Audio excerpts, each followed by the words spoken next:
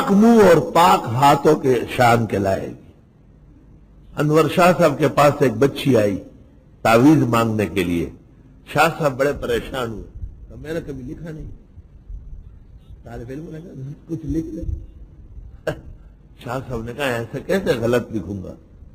کچھ دیر سوچنے کے بعد لکھا، اور وہ کام ان کا ہو گیا فوراً۔ طالب علم بھی عجیب ہوتے، ایک طالب علم اس کے پیچھے گیا اور ان کو کچھ دے کر کے ان سے وہ نقش لے لیا کہ ہمارے استاذ کا لکھا ہوا ہے، مجھے دے دیں۔ کیونکہ شاہ صاحب تو امام تھے، لوگ پہچانتے تھے۔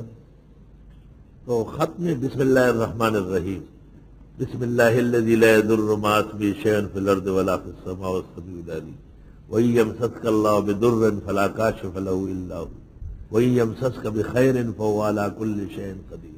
یہ لکھا ہوا ہے، مؤثر تعویذ ہے، بہترین۔ اور حضرت اقدس شاہ صاحب کے روح مبارک کو تھوڑی دیر کے لیے سورۃ فاتحہ اور اخلاص پڑھ کر بخش دے۔ جس بزرگ کا عمل ہو ان کی روح کو پرفتوح کر لے اور پھر نقش بنائے، انشاءاللہ تریاق ہو، فولاد کی طرح ٹک پک